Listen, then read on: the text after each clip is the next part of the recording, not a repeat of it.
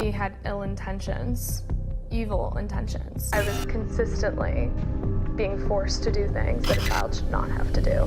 During the rise of the 2020 pandemic, the whole world went into lockdown.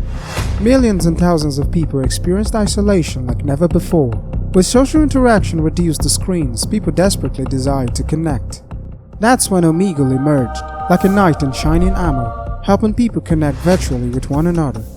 What started as a free, anonymous platform offering virtual connection to people worldwide soon became a tool used to manipulate, traumatize, and even lure victims. Haley Shell's family directly blames that website for linking their daughter up with this man who they say then lured her to run away from home. For many of us, one of the hardest things to do in real life is to meet new people. Have you ever wanted to talk to someone but couldn't muster up the courage to say hi or hello? Happens to me all the time. But websites like Omegle made it so much easy. Omegle is a video chat platform that pairs random strangers to talk face to face. Instead of traveling hundreds of miles, you could easily video chat with someone halfway across the globe, waiting at the other side of your screen. With over 90 million monthly users in 2023, this app is popular. But the problem is, Omegle isn't like other platforms. You barely need to go through any verification to use the site. I kid you not, signing up on Omegle requires you to click just 2 buttons and you're immediately talking to a stranger. This instant access was loved by users, but a convenience like this comes at a cost: your safety. Warning, you're not as anonymous as you think. How would you feel if a stranger you've never met before told you where you live? Are you from Paris? Oh my god. Can you stop?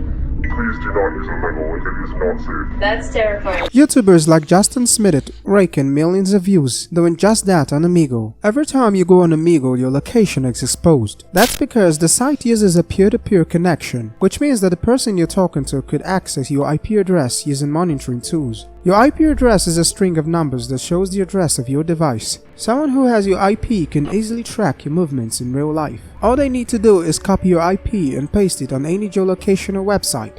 And just like that, they know the area you live. The thing is, Omegle isn't the only website that tracks IP address. Many other websites track them as well, but the difference is most websites don't publicly expose their users' IP. Exposing your location is just one of many dangers. The messages you send to other people are not encrypted on Omegle. These messages are stored within Omegle's database, and the worst part is, anyone can access them. In 2016, Indrajit Buhan, a security consultant who helped uncover the flaws in WhatsApp, wanted to show the world how Omegle handles your data. He discovered that Omegle saves screenshots of your so-called anonymous messages within their database, which can be retrieved by anyone. All Bohan had to do was write a simple programming script, so simple that even a beginner or anyone who uses it could download these screenshots. Many Omegle users type their phone numbers and email in the chat box to connect with a person outside of the website, but as we'll see, this is a very big mistake.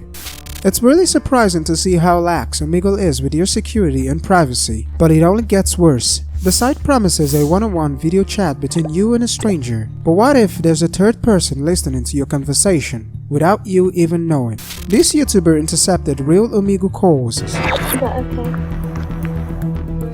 sound? What's wrong?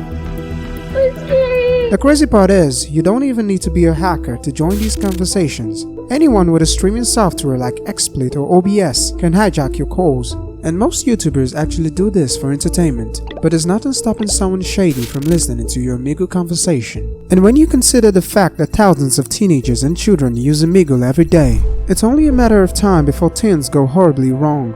It's obvious Omegle has a lack of security. The sheer amount of inappropriate activity you can find is proof of that. As we'll see in the next chapter, this person made a terrible mistake and it was recorded for everyone to see. Michael's terrible encounter. Many Omegle regulars go on the site in search for something inappropriate, while others out of curiosity. And after months on being on the site, they get used to seeing these disgusting things, and most times they eventually start to do them too. Michael was only 14 when he first heard about Omegle in school. Curious about its famous reputation, he decided to visit Omegle, and after a few hours of being paired at random strangers, he was eventually paired with a much older person doing inappropriate things, and also persuaded him to do same. But this experience would be the start of an addiction. Fast forward to the 2020 pandemic. With isolation at an all-time high, Michael craved social interaction and was drawn back to Omegle like many others to satisfy this need. And thanks to this difficult time, Omegle will become more popular than ever. It will be a meeting place of thousands of people just like Michael. Michael started off chatting friendly with strangers, but soon began to do more than that. His once desire for social interaction turned into a need for something more intimate. Michael came across many people doing inappropriate things, and he started to do things too. He would actively look for others to do it with him, since it was the closest thing he could get to intimacy with another person. But as isolation lessened and life returned to normal, Michael quit Omegle, but what he didn't realize is that his time on Omegle was a big mistake. After a year of quitting, Michael visited Omegle again, and to his greatest surprise, he matched with himself. But how is this possible? Basically, Michael matched with someone playing a video on screen, a video of Michael himself doing inappropriate things. For over a year, someone had been using a recording of Michael to trick others into doing inappropriate acts too. These recordings are most times used as contents on websites made for adults. Even experienced Omegle users can fall for tricks like these. But this isn't the worst part about Omegle, because we still need to talk about the site's most vulnerable audience: children. The scars never fade. In order to use Omegle, you're required to tick a checkbox that says you must be 18 or older. You tick the box, congratulations, you are now an adult. And if anything bad happens to you on the site, they've made it clear that it's not Omegle's fault. But in reality, these warnings and restrictions does absolutely nothing to stop children from joining. Thousands of kids go on Omegle every day. One of them is a young girl who we'll call Alice. In 2014, Alice first discovered Omegle during a sleepover with her friends.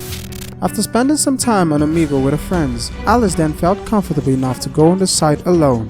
On her first Omegle session alone, she met a man who was much older than her. After chatting with him for a few minutes, Alice was convinced that she made a friend. This friend promised to help Alice become a better person. They exchanged contact information and began texting each other. First, Alice's friend asked her to send him cute pictures, and after they grew comfortable with each other, he began asking for all the types of photos. Within 2 weeks, Alice had completely fallen into the spell of a criminal named Ford Ryan. Ryan convinced Alice that he was doing this for her own good, that sending him these pictures was part of his promise to help her become a better person. He also explained that he wasn't forcing her to send him photos, but if she stopped, she would be charged with sharing inappropriate content. Ryan got away with doing these things to young people for 3 years, until he was eventually caught. The police alerted all its parents after photos of their daughter were found in Ryan's laptop, along with 7 photos of other victims too. Ryan was sentenced to 8 years in prison, but the problem goes deeper than just him. So in 2019, Alice filed a $22 million lawsuit against Omegle, and with more than 50 cases, Omegle was forced to shut down. Before you go on Omegle, you have to acknowledge that you are above 18, but the problem is, anyone can check that box. According to the website Terms of Service, you assume all risks, both known and unknown, even if those risks arise from the negligence and carelessness of Omegle. Omegle tries to keep their hands clean, but it only ends up making the site more dirty. Even though the site tells you you've made more dirty, if it doesn't prevent or stop anyone.